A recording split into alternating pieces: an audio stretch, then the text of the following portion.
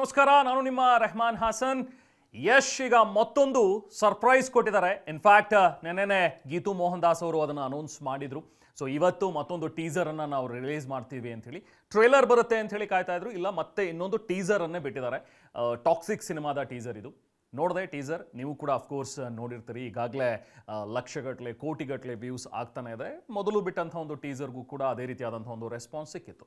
So ಇವತ್ತಿನ ಒಂದು teaser ಬಗ್ಗೆ ನಾವು ಮಾತಾಡ್ತಾ ಹೋಗೋಣ. ಇವತ್ತಿನ ಒಂದು ಟೀಸರ್ ಮತ್ತೆ ರಾಯ ಅನ್ನುವಂಥ ಒಂದು ಕ್ಯಾರೆಕ್ಟರ್ ಇಂಟ್ರೊಡಕ್ಷನ್ ಏನಿತ್ತು ಕಳೆದ ಒಂದು ಟೀಸರ್ನಲ್ಲಿ, ಅದನ್ನು ಮತ್ತೆ ಮುಂದುವರಿಸಿದ್ದಾರೆ. ಸೊ ರಾಯ ಹೇಗೆ ಎಷ್ಟು ದೊಡ್ಡದಾಗಿ ಆ್ಯಕ್ಷನಲ್ಲಿ ತೊಡಗ್ತಾನೆ, ಹೇಗೆ ಆ ಒಂದು ಕ್ರೈಮ್ ಸಿಂಡಿಕೇಟ್ನ ನಾಶ ಮಾಡ್ತಾನೆ, ಇದೆಲ್ಲವನ್ನೂ ಕೂಡ ತೋರಿಸುವಂಥ ಒಂದು ಪ್ರಯತ್ನ ಟೀಸರ್ನಲ್ಲಾಗಿದೆ. ಸೊ ನಿಮಗೆಲ್ಲರಿಗೂ ಕೂಡ ಈಗಾಗಲೇ ಗೊತ್ತಾಗಿರೋ ಹಾಗೆ 1940ರಿಂದ 1970ರ ಒಂದು ಕಾಲಘಟ್ಟದಲ್ಲಿ ಆಗುವಂತಹ ಒಂದು ಕಥೆ ಇದು ಅನ್ನುವಂಥದ್ದನ್ನ ಎಲ್ಲ ಕಡೆನೂ ಚರ್ಚೆ ಆಗ್ತಾ ಇದೆ. ಅದು ಕೂಡ ಗೋವಾದ ಒಂದು ಕ್ರೈಮ್ ಸಿಂಡಿಕೇಟ್ ಏನಿತ್ತು, ಸೊ ಅದನ್ನು ಭೇದಿಸಿ ಅಲ್ಲೇ ಒಬ್ಬ ಗ್ಯಾಂಗ್ಸ್ಟರ್ ಆಗಿದ್ಕೊಂಡು ಅದನ್ನು ಭೇದಿಸಿ ಅಲ್ಲಿ ಎಲ್ಲ ಗ್ಯಾಂಗ್ಸ್ಟರ್ಗಳನ್ನು ಅಥವಾ ಈ ದುಷ್ಟರನ್ನು ಸಂಹಾರ ಮಾಡುವಂಥ ಒಂದು ಕಥೆ ಬಹುಶಃ ಇದಾಗಿರ್ಬೋದು. ಆ ಒಂದು ಕ್ಯಾರೆಕ್ಟರ್ ರಾಯನ ಕ್ಯಾರೆಕ್ಟರ್ ಆಗಿ ಇಲ್ಲಿ ಬಂದಿದೆ ಅನ್ನುವಂಥದ್ದನ್ನು ಕೆಲವೊಂದು ಕಡೆ ವಿಶ್ಲೇಷಣೆ ಮಾಡ್ತಾ ಇರುವಂಥದ್ದನ್ನು ನೋಡ್ತಾ ಇದ್ದೀವಿ. ಸೊ ಗೋವಾ ಅಂತ ಹೇಳಿದಾಗ ಆಗ ಪೋರ್ಚುಗಲ್ನ ಒಂದು ಹಿಡಿತದಲ್ಲಿ ಏನಿತ್ತು, ಸೊ ಅಲ್ಲಿ ಆ ಒಂದು ಸಿಂಡಿಕೇಟ್ ಇದು ಕೇವಲ ಗೋವಾಗೆ ಮಾತ್ರ ಸೀಮಿತ ಆಗಿರೋದಿಲ್ಲ, ಗಡಿ ದಾಟಿ ಬೇರೆ ಬೇರೆ ರಾಷ್ಟ್ರಗಳಿಗೂ ಕೂಡ ಹೋಗುತ್ತೆ. ಅಂದರೆ ಓವರ್ ಆಲ್ ಒಂದು ಇಂಟರ್ನ್ಯಾಷನಲ್ ಬಾರ್ಡರ್ಸ್ನ ಶೇರ್ ಮಾಡ್ಕೊಂಡಿರುವಂಥ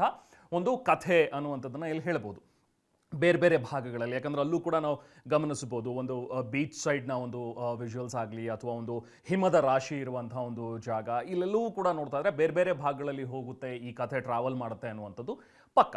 ಸೊ ಆದರೆ ಇವತ್ತಿನ ಒಂದು ಟೀಸರ್ ಏನು ಶುರುವಾಗುತ್ತೆ ಅದರಲ್ಲಿ ಒಂದು ಬ್ಯಾಕ್ಗ್ರೌಂಡ್ ವಾಯ್ಸ್ ಬರ್ತಾ ಹೋಗುತ್ತೆ. ಈ ಬಾರಿಯ ಯುದ್ಧ ಬೇರೆ ರೀತಿಯಲ್ಲಿದೆ, ಬೇರೆ ರೇಂಜಿಗಿದೆ, ಈ ಬಾರಿಯ ಯುದ್ಧನೇ ಬೇರೆ, ಜೊತೆಗೆ ಅವ್ರು ಮಾಡ್ತಾ ಇರುವಂಥ ಕುತಂತ್ರ ಕೂಡ ಬೇರೆ ಇದೆ, ಎಲ್ಲವೂ ಮುಗ್ದೋಗಿದೆ, ನಿಲ್ಲಿಸ್ಬಿಡು, ನಾವು ಎಲ್ಲರನ್ನೂ ಎದುರಾಕೊಂಡಿರೋದಕ್ಕಾಗೋದಿಲ್ಲ, ಬದುಕೋಕ್ಕಾಗೋದಿಲ್ಲ ಅನ್ನುವಂಥ ಒಂದು ಧ್ವನಿ ಬರುತ್ತೆ. ಅದಕ್ಕೆ ಯಶ್ ಅವರ ಒಂದು ರಿಯಾಕ್ಷನ್ ಹೇಗಿರುತ್ತೆ ಅನ್ನುವಂಥದ್ದೇ ಇವತ್ತಿನ ಒಂದು ಟೀಸರ್ನಲ್ಲಿರುವಂಥ ಕುತೂಹಲ. ಯಶ್ನಿಂದ ಬರುವಂಥ ಒಂದು ಅದಕ್ಕೆ ರಿಯಾಕ್ಷನ್ ಇದೆಯಲ್ಲ, ಎಲ್ಲವೂ ಮುಗ್ದಿದೆ ಅಂತ ಹೇಳೋದಕ್ಕೆ ಯಾವಾಗ ಸಾಧ್ಯ ಅಂತ ಹೇಳಿದ್ರೆ, ರಾಯ ಯಾವಾಗ ಎಲ್ಲವೂ ಮುಗೀತು ಅಂತ ಹೇಳ್ತಾನೋ ಆವಾಗ ಮಾತ್ರ ಮುಗಿಯೋದಕ್ಕೆ ಸಾಧ್ಯ ಅಂತ. ಅಂದರೆ ಇನ್ನೂ ಯಾವುದೂ ಕೂಡ ಮುಗ್ದಿಲ್ಲ, ನಾನೀಗ ಬಂದಿದ್ದೀನಿ, ಎಲ್ಲದರ ಒಂದು ಸಂಹಾರ ಆಗಿ ಇಟ್ಸ್ ಓವರ್ ಅಂತ ಹೇಳಿದಾಗಲೇ ಅದು ಓವರ್. ಅಂದರೆ ಆ ಒಂದು ಕ್ಯಾರೆಕ್ಟರ್ನ ಒಂದು ಸ್ಟ್ರೆಂತ್ ಹೇಗಿದೆ, ಸೊ ಎಷ್ಟು ಗಟ್ಟಿಯಾಗಿ ಆ ಒಂದು ಇಡೀ ಸಿನಿಮಾದಲ್ಲಿ ಆ ಕ್ಯಾರೆಕ್ಟರ್ ಬರ್ತಾ ಹೋಗುತ್ತೆ ಅನ್ನುವಂಥದ್ದನ್ನು ತೋರಿಸುವಂಥ ಒಂದು ಪ್ರಯತ್ನ ಗೀತು ಮೋಹನ್ ದಾಸ್ ಅವರಿಂದ ಅದ್ಭುತವಾಗಿ ಈ ಒಂದು ಟ್ರೇಲರ್ ಮೂಡ್ ಬಂದಿದೆ. ಅಫ್ಕೋರ್ಸ್ ಫಸ್ಟ್ ಆಫ್ ಆಲ್ ಇದನ್ನು ನಾವು ಹೇಳಲೇಬೇಕು, ನಮ್ಮ ಒಂದು ಕನ್ನಡದ ಸಿನಿಮಾ ಅನ್ನೋದಕ್ಕಿಂತ ಈಗ ಕನ್ನಡದ ಗಡಿ ದಾಟಿ ಹೋಗಿದ್ದಾರೆ ಯಶ್. ಅಫ್ಕೋರ್ಸ್ ಅದು ಬರೀ ಭಾರತದ ಇಂಡಿಯನ್ ಸಿನಿಮಾ ಮಾತ್ರ ಅಲ್ಲ, ಇಂಡಿಯನ್ ಸಿನಿಮಾದಿಂದನೂ ಕೂಡ ಹೊರಗಡೆ ಹೋಗಿ ಈಗ ಒಂದು ಇಂಟರ್ನ್ಯಾಷನಲ್ ಸಿನಿಮಾ ಅನ್ನೋ ರೇಂಜ್ಗೆ, ಇಡೀ ವರ್ಲ್ಡೇ ನನ್ನ ಒಂದು ಕ್ಯಾನ್ವಾಸ್ ಅನ್ನೋ ರೀತಿಯಲ್ಲಿ ಯಶ್ ಅವರು ತಮ್ಮ ಪೇಂಟಿಂಗ್ ಅನ್ನು ವಿಸ್ತರಿಸ್ತಾ ಹೋಗ್ತಾ ಇದ್ದಾರೆ. ಈ ಒಂದು ಚಿತ್ರದಲ್ಲಿ ಅದು ಎದ್ದು ಕಾಣಿಸ್ತಾ ಇದೆ.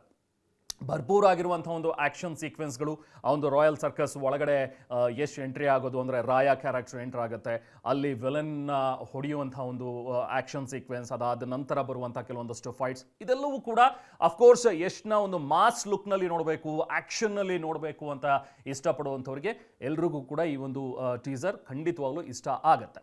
ಸೊ ಹಾಗೆ ಬಹುಶಃ ನಾವು ಬೇರೆ ಬೇರೆ ವುಡ್ಗಳು, ಈಗ ಸ್ಯಾಂಡಲ್ವುಡ್ ಆಗಲಿ, ಟಾಲಿವುಡ್ ಆಗಲಿ, ಬಾಲಿವುಡ್ ಆಗಲಿ, ಹಾಲಿವುಡ್ ಆಗಲಿ, ಎಲ್ಲೂ ಕೂಡ ಹೀರೋಗಳನ್ನು ನಾವೇನು ನೋಡ್ತೀವಿ ಅವರೆಲ್ಲರನ್ನೂ ಕೂಡ ಮೀರಿಸುವಂಥ ರೀತಿಯಲ್ಲಿ ಯಶ್ ಅವರ ಲುಕ್ ಕಂಡು ಬರುತ್ತೆ.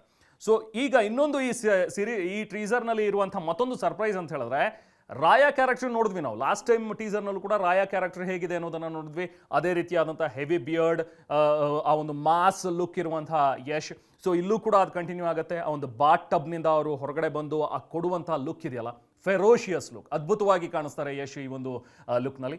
ಮತ್ತೊಂದು ಸರ್ಪ್ರೈಸ್ ಎಲಿಮೆಂಟ್ ಅಂತ ಹೇಳಿದ್ರೆ ಅದು ಟೀಸರ್ನ ಲಾಸ್ಟ್ನಲ್ಲಿರುವಂಥ ಒಂದು ಎಲಿಮೆಂಟ್. ಸೊ ಇದು ಮತ್ತಷ್ಟು ಪ್ರಶ್ನೆಗಳನ್ನು, ಕುತೂಹಲಗಳನ್ನು ಹುಟ್ಟಾಕ್ತಾ ಇದೆ. ಇದುವರೆಗೂ ನಾವು ಒಂದು ರೀತಿಯ ಕಥೆ ಟ್ರಾವೆಲ್ ಆಗುತ್ತೆ ಅಂಥೇಳಿ ಅಂದ್ಕೊಂಡಿದ್ರು ಎಲ್ಲರೂ ಕೂಡ. ಬಹುಶಃ ಈ ಗೋವಾದ ಈ ಕ್ರೈಮ್ ಸಿಂಡಿಕೇಟ್ ಏನಿದೆ ಅದನ್ನು ಭೇದಿಸೋದಕ್ಕೆ ಒಬ್ಬ ಗ್ಯಾಂಗ್ಸ್ಟರ್ ಆಗಿನೇ ರಾಯ ಎಂಟ್ರಿ ಕೊಡ್ತಾನೆ, ಆತನು ಕೂಡ ಒಬ್ಬ ಗ್ಯಾಂಗ್ಸ್ಟರ್ ಆಗಿರ್ತಾನೆ, ಇದರಲ್ಲಿ ನಂತರ ಸಂಹಾರಗಳು ನಡೆಯುತ್ತೆ ಅನ್ನುವಂಥದ್ರ ಬಗ್ಗೆ ಅಂದ್ಕೊಂಡಿದ್ರು. ಬಟ್ ಈಗ ಬಹುಶಃ ಕಥೆ ಟ್ರಾವೆಲ್ ಆಗಿ ಇಲ್ಲಿ ಮತ್ತೊಂದು ಕ್ಯಾರೆಕ್ಟರ್ ಇಂಟ್ರೊಡ್ಯೂಸ್ ಆಗುತ್ತೆ. ಅದು ಸೇಮ್ ಯಶ್, ಆದರೆ ರೂಮಿ ಅನ್ನುವಂಥ ಒಂದು ಕ್ಯಾರೆಕ್ಟರು. ಇದು ಡಬಲ್ ಶೇಡ್, ಒಂದೇ ವ್ಯಕ್ತಿ ಎರಡು ಶೇಡ್ನಲ್ಲಿ ಕಾಣಿಸ್ಕೊಳ್ತಾ ಇರೋದಾ, ಅಥವಾ ಎರಡು ಡಬಲ್ ಆ್ಯಕ್ಟಿಂಗ್ ಇರುವಂಥದ್ದು, ಎರಡು ಬೇರೆ ಬೇರೆ ಕ್ಯಾರೆಕ್ಟರ್ಗಳನ್ನು ಮಾಡಿದಾರಾ ಅನ್ನುವಂಥದ್ದು ಈಗಿರುವಂಥ ಕುತೂಹಲ. ಅಂದರೆ ಡಬಲ್ ಶೇಡ್ನಲ್ಲಿ ಅಥವಾ ಡಬಲ್ ಆ್ಯಕ್ಟಿಂಗಲ್ಲಿ ಮೋಡ್ನಲ್ಲಿ ಕಾಣಿಸ್ತಾ ಇದ್ದಾರೆ ಈಗ ಯಶ್ ಅವರು ಅನ್ನುವಂಥದ್ದು ಈಗಿರುವಂಥ ಪ್ರಶ್ನೆ. ಯಾಕಂದರೆ ಕಂಪ್ಲೀಟ್ ಡಿಫ್ರೆಂಟ್ ಆಗಿದೆ. ನಿಮಗೆ ರಾಯ ಕ್ಯಾರೆಕ್ಟರಲ್ಲಿ ಹೆವಿ ಬರ್ಡ್ ಜೊತೆಗೆ ಹೆಚ್ಚು ಕೂದಲು, ಸೊ ಒಂದು ಕಂಪ್ಲೀಟ್ ಆದಂಥ ರಗಡ್ ಮಾಸ್ ಲುಕ್ಕಲ್ಲಿ ಕಾಣಿಸ್ಕೊಂಡ್ರೆ, ಇನ್ನೊಂದು ಕ್ಯಾರೆಕ್ಟರಲ್ಲಿ ಶೇವ್ ಮಾಡಿದ್ದಾರೆ, ಟ್ರಿಮ್ ಮಾಡಿದ್ದಾರೆ, ಅಫ್ಕೋರ್ಸ್ ಸ್ವಲ್ಪ ಸ್ವಲ್ಪ ಚಿಕ್ಕ ಚಿಕ್ಕ ಗಡ್ಡ ಇಟ್ಟಿರುವಂಥದ್ದು. ಸೊ ಈಗ ಕಂಪ್ಲೀಟ್ ಆಗಿ ಆ ಲುಕ್ನ ಇನ್ನೂ ರಿವೀಲ್ ಮಾಡಿಲ್ಲ, ಜಸ್ಟ್ ಒಂದು ಸೈಡ್ ಫೇಸಲ್ಲಿ ಮಾತ್ರ ಕಾಣಿಸ್ತಾರೆ. ಬಟ್ ಅದು ಯಶ್ ಅನ್ನುವಂಥದ್ದು ಪಕ್ಕ ಎಲ್ರಿಗೂ ಕೂಡ ಗೊತ್ತಾಗುತ್ತೆ ಅದನ್ನು ನೋಡ್ತಾ ಇದ್ರೆ. ಸೊ ಈ ಕ್ಯಾರೆಕ್ಟರ್ ಇವತ್ತು ಈ ಟೀಸರ್ನಲ್ಲಿ ನೋಡಿದ್ರೆ ನಮಗೆ ಅನಿಸುವಂಥದ್ದು, ಐ ಡೋಂಟ್ ನೋ ನಿಮಗೆ ಇದನ್ನ ಈ ಟೀಸರನ್ನು ನೀವು ಹೇಗೆ ವಿಶ್ಲೇಷಣೆ ಮಾಡ್ತೀರಿ ಖಂಡಿತವಾಗ್ಲೂ ಕಮೆಂಟ್ನಲ್ಲಿ ತಿಳಿಸಿ. ನನಗೆ ಈ ಟೀಸರ್ ನೋಡಿದಾಗ ಅನಿಸಿದ್ದು, 2 ಕ್ಯಾರೆಕ್ಟರ್ಗಳಿವೆ ಅಥವಾ ಒಬ್ಬನೇ ವ್ಯಕ್ತಿ 2 ಶೇಡ್ನಲ್ಲಿ ಇರಬಹುದು. ಈ ಎರಡನೇ ಕ್ಯಾರೆಕ್ಟರ್ ಲಾಸ್ಟ್ನಲ್ಲಿ ಬರುವಂತಹ ತುಂಬ ಚಿಕ್ಕದಾಗಿ ಟ್ರಿಮ್ ಮಾಡಿರುವಂಥ ಗಡ್ಡ ಇರುವಂಥ ಒಬ್ಬ ಕ್ಯಾರೆಕ್ಟರ್ ಬರುತ್ತಲ್ಲ ಯಶ್ ಅವರು, ಐ ಥಿಂಕ್ ಈ ಬಾಗಿ ಅವೆಲ್ಲವೂ ಸಿನಿಮಾಗಳಲ್ಲಿ ಟೈಗರ್ ಶ್ರಾಫ್ ಅವ್ರನ್ನ ನೋಡಿದಂತ ಅನ್ಸುತ್ತೆ. ಬಟ್ ಅದಕ್ಕಿಂತನೂ ಮೀರಿದಂತಿದೆ ಬಿಡಿ ಲುಕ್, ಯಶ್ ಅವ್ರ ಲುಕ್ ಯಾರನ್ನೂ ಕೂಡ ಕಂಪೇರ್ ಮಾಡೋದಕ್ಕಾಗೋದಿಲ್ಲ, ಆ ಥರ ಇದೆ. ಸೊ ಯಶ್ ಅವರು ಆ ಲುಕ್ನ ನೋಡ್ತಾ ಇದ್ರೆ ಬಹುಶಃ ಯಾವುದಾದ್ರೂ ಒಂದು ಬೆಟಾಲಿಯನ್ ಅಥವಾ ಯಾವುದೋ ಒಂದು ಆರ್ಮಿಯ ಅಥವಾ ಯಾವುದಾದ್ರೂ ಒಂದು ಏಜೆಂಟ್ ಆಗಿರಬಹುದಾ ಯಶ್ ಅವರು. ಸೊ ಅಲ್ಲಿ ಕೆಲವೊಂದು ಕ್ಯಾಂಪ್ಗಳು ಕೂಡ ಕಾಣಿಸುತ್ತೆ, ಬೇರೆ ಯಾರ್ಯಾರೋ ವೈರಿಗಳಿದ್ದಾರೆ, ಆ ಕ್ಯಾಂಪ್ಗಳಲ್ಲಿ ಯಾರೋ ವೈರಿಗಳು ನುಗ್ತಾ ಇದ್ದಾರೆ, ಅವರ ಒಂದು ಸಂಹಾರವನ್ನ ಯಶ್ ಇಲ್ಲಿ ಮಾಡ್ತಾ ಇದ್ದಾರೆ ಅನ್ನುವಂಥದ್ದು ಅನ್ಸುತ್ತೆ ಅದನ್ನು ನೋಡ್ತಾ ಇದ್ರೆ. ಆ ಶಿಬಿರಗಳಲ್ಲಿ ಬರುವಂತಹ ಕ್ಯಾರೆಕ್ಟರ್ಗಳು, ಬೇರೆ ಬೇರೆ ವಿಲನ್ಗಳು ಯಾರು ಬರ್ತಾರೆ, ಸೊ ಅವರನ್ನ ಹೊಡೆದು ಹಾಕುವಂಥ ಒಂದು ಸೀನ್ ಅದನ್ನು ಕೂಡ ಲಾಸ್ಟ್ನಲ್ಲಿ ಇಟ್ಟಿದ್ದಾರೆ. ಸೊ ಇದೆರಡೂ ನೋಡ್ತಾ ಹೋದ್ರೆ ಬಹುಶಃ ಏನಾದರೂ ಈ ಥರದೊಂದು ಏಜೆಂಟ್ ಆಗಿದ್ಕೊಂಡು ಅಥವಾ ಅಂಡರ್ ಕವರ್ ಏಜೆಂಟ್ ಆಗಿದ್ಕೊಂಡು ಅದಾದ ನಂತರ ಆತನೇ ಮತ್ತೆ ಈ ಗ್ಯಾಂಗ್ನಲ್ಲಿ ಸೇರಿಕೊಂಡು ಒಬ್ಬ ಗ್ಯಾಂಗ್ಸ್ಟರ್ ಆಗಿದ್ದು ಆ ಗ್ಯಾಂಗ್ಸ್ಟರ್ಗಳನ್ನು ಅಥವಾ ಅಲ್ಲಿ ಯಾರು ದುಷ್ಟರಿದ್ದಾರೆ ಅವರನ್ನ ಸಂಹಾರ ಮಾಡುವಂಥದ್ದು, ಈ ಥರದ್ದು ಏನಾದರೂ ಕಥೆ ಹೆಣೆದಿರಬಹುದಾ? We really don't know. ಅಥವಾ ಅದಕ್ಕೂ ಮೀರಿ ಬೇರೆ ರೀತಿಯಾದಂಥ ಒಂದು ಕಥೆ ಬಹುಶಃ ಬಂದಿರಬಹುದು. ಒಟ್ಟಿನಲ್ಲಿ ಈ ಟೀಸರ್ ನೋಡಿದ್ರೆ ಹಾಗೆ ಅನ್ಸುತ್ತೆ ನಮಗೆ ಅನ್ನುವಂಥದ್ದು ಇಲ್ಲಿರುವಂಥ ವಿಚಾರ. ಬಟ್ ಎಲ್ಲವೂ ಸರಿ, ಒಂದು ಒಳ್ಳೆ ಟೀಸರ್ ಬಂದಿದೆ, ಮತ್ತೆ ಆ್ಯಕ್ಷನ್ ಲುಕ್ನಲ್ಲಿ ಯಶ್ ಕಾಣಿಸ್ಕೊಳ್ತಾ ಇದ್ದಾರೆ.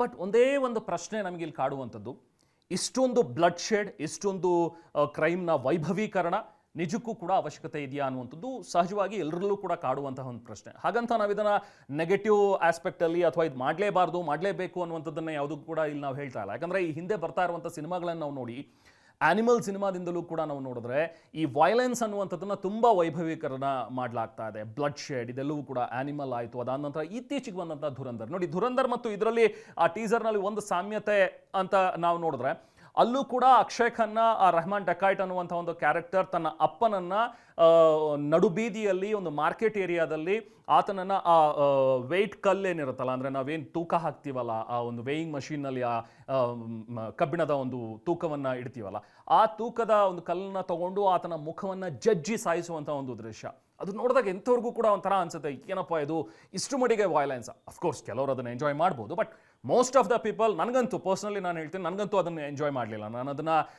ಸಿನಿಮಾ ನಾನು OTT ನೋಡುವಾಗಲೂ ಕೂಡ ಅದನ್ನು ಸ್ಕಿಪ್ ಮಾಡಿ ನೋಡ್ತೀನಿ ಇಂಥದ್ದು ಯಾವುದಾದ್ರೂ ವೈಲೆನ್ಸ್ ಸೀನ್ಗಳು ಬಂದಾಗ. ಸೊ ಹಾಗಾಗಿ ನೋಡಿದ್ರೆ ಇಲ್ಲಿ ಯಾವಾಗ ದುರಂಧರಲ್ಲೇ ಹೇಗೆ ಆ ವೆಯ್ಟ್ ಕಲ್ಲನ್ನು ಎತ್ತಿ ಮುಖಕ್ಕೆ ಜಜ್ಜಿ ಸಾಯಿಸ್ತಾ ಇದ್ದಾನೋ, ಈ ಟೀಸರ್ನಲ್ಲೂ ಕೂಡ ಕೊನೆಯ ಶೇಡ್ನಲ್ಲಿ ಇನ್ನೊಂದು ರೂಮಿ ಕ್ಯಾರೆಕ್ಟರ್ ಬಂದಾಗ ಕಲ್ಲನ್ನು ತಲೆ ಮೇಲೆ ಎತ್ತು ಹಾಕಿ ಜಜ್ಜೋದು, ಕಲ್ಲಿಂದ ತಲೆಯನ್ನು ಜಜ್ಜೋದು, ಅಲ್ಲಿ ಬರುವಂಥ ಒಂದು ಬ್ಲಡ್ ಶೇಡ್, ಅದಾದಮೇಲೆ ಕತ್ತಿನ ಭಾಗಕ್ಕೆ ಒಂದು ಚೂರಿ ಹಾಕಿ ಇಲ್ಲಿಂದ ಹೊಡೆದ್ರೆ ಇಲ್ಲಿಂದ ಹೊರಗಡೆ ಬರುತ್ತೆ.